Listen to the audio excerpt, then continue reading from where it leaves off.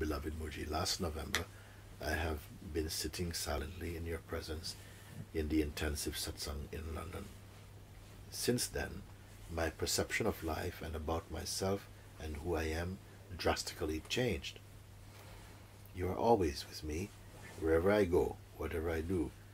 I try to let God lead my manifestation. I have a deep urge to meet you, but the circumstances somehow did not allow it yet to sit at your feet. My deepest wish is to put everything in my current life aside and seek company of enlightened beings as you are.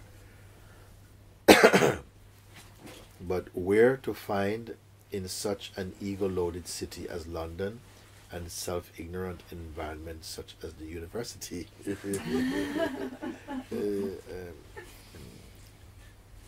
How do you choose your disciples? To be an attendant and devotee of yours would be one of the greatest blessings. Thank you very much for your thoughts about that. Lots of love, Nina. Please do not mention my actual name. And I put, so I want no, actually, she put the other name there, so I didn't read it. So she put Nina. So I am Nina. Sometimes I'm too fast and then I slip home. But today I'm a little bit in front.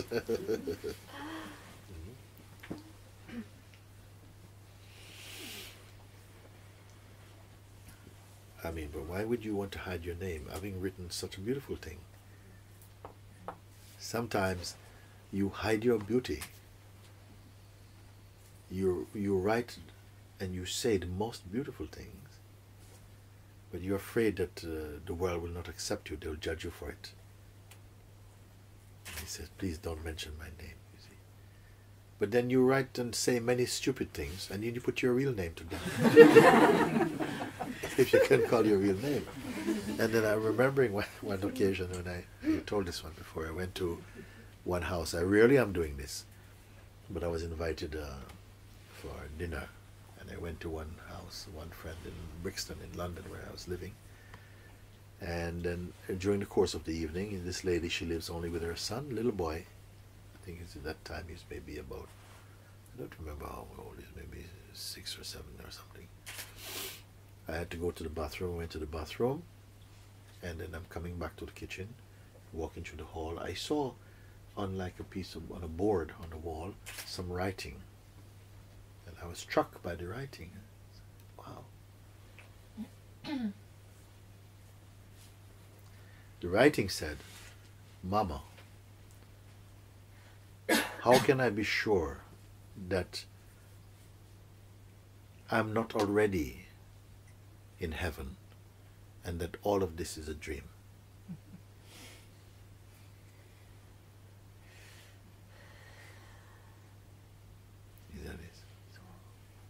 So as soon as I went back into the room, I says, this thing outside I saw in the hallway, who wrote this? Where it comes from? She says, oh, my son wrote it.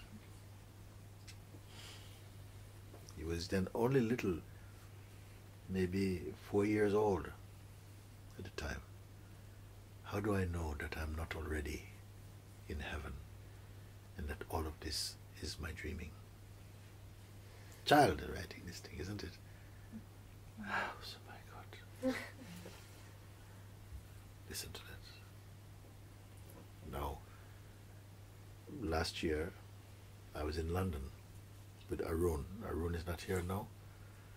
We were together in the Brixton Whole Food shop where this lady is still working there. The one I had dinner with. I call Arun. Arun, this is the lady. You know, I tell the story about the boy and thing. This is the lady I had dinner with. And she says, oh, you talk about this thing. You remember I told about this thing, what your son wrote? And she said, ah, yeah, well, he denies it completely. He is now 17 years old. He denies it completely.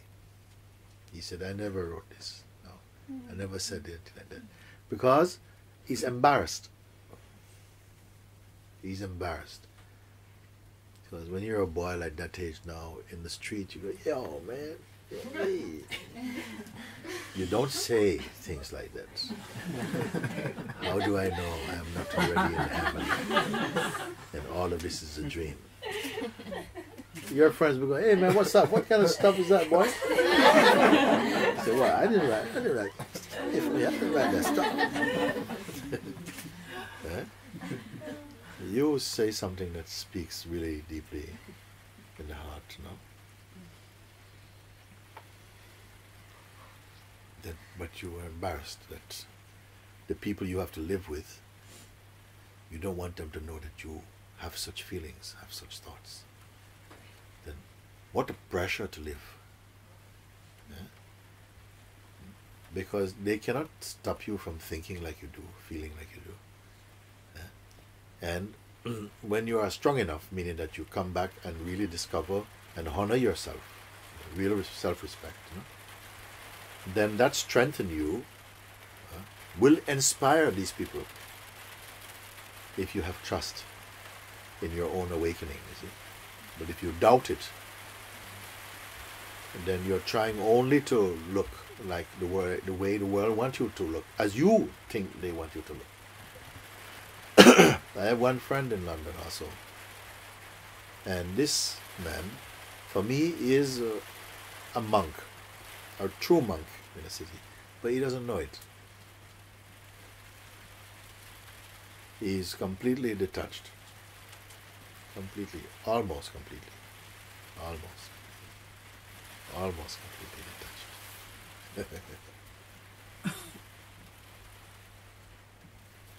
And such an innocence. One time I went to visit him. Actually, you go to his house. He has an apartment. You go there. There's nothing in it, but it is spotlessly clean. He also used to make things, woodwork, and all he has is a little carpet like this, little piece on the floor, and all his tools are on the floor, nicely laid out.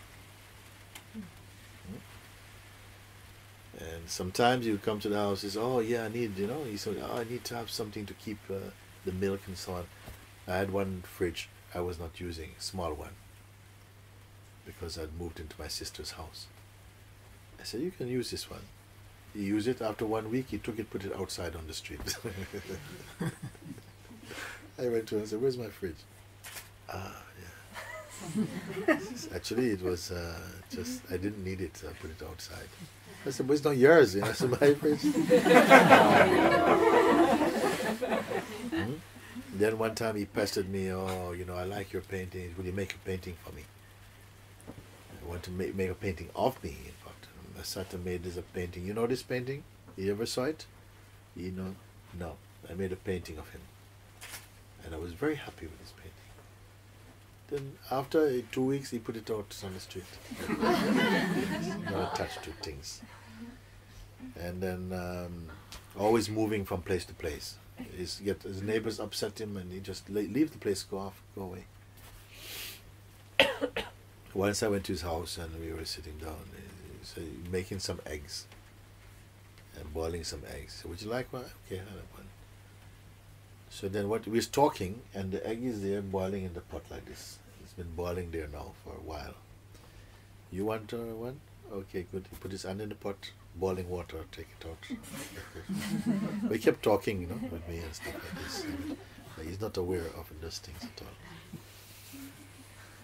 In the boiling water. I said, what are you doing? Turn it off. I said, okay. Breaks the egg, open.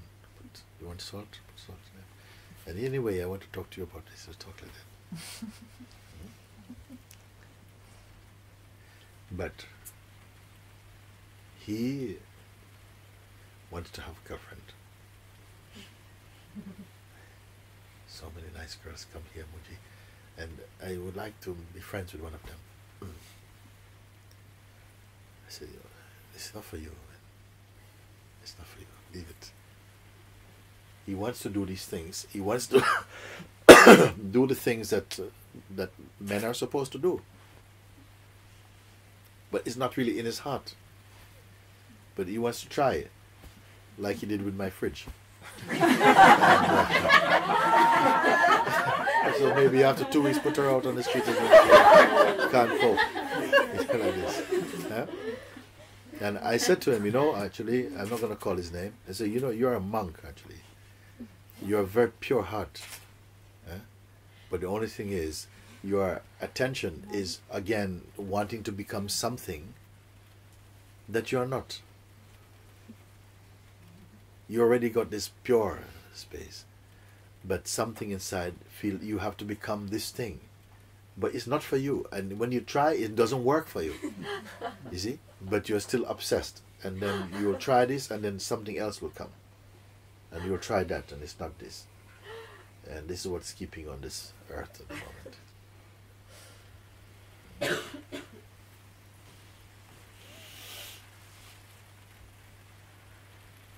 You see, look. Sitting in silent satsang, yeah, my whole perception about life and about myself and who I am, it has changed. No? You're always with me wherever I go, whatever I do. I try to let God lead my manifestation. I have a deep urge to meet you, but the circumstances somehow did not allow it yet to sit at your feet. My deepest wish is to put everything in my current life aside and to seek the company of enlightened beings as you are. You know how rare it is like that.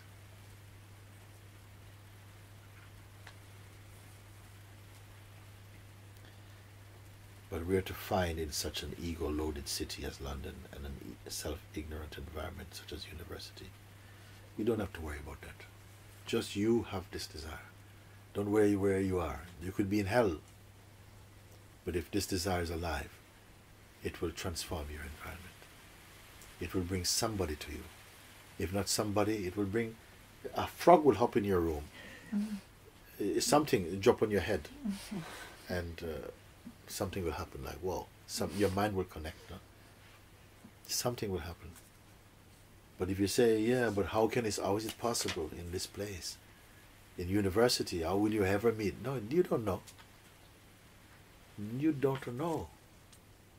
Sometimes it's in the place you least expect to find the truth. It comes there.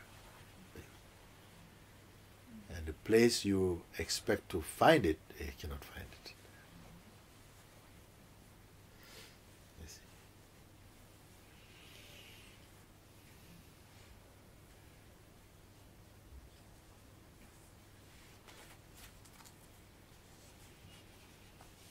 How do you choose your disciples? I don't know.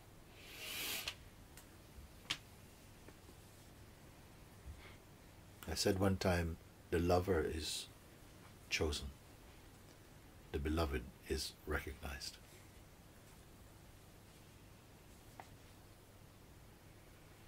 Thank you so very much for your thoughts about that. Lots of love, Nina. In brackets, please do not mention my actual name.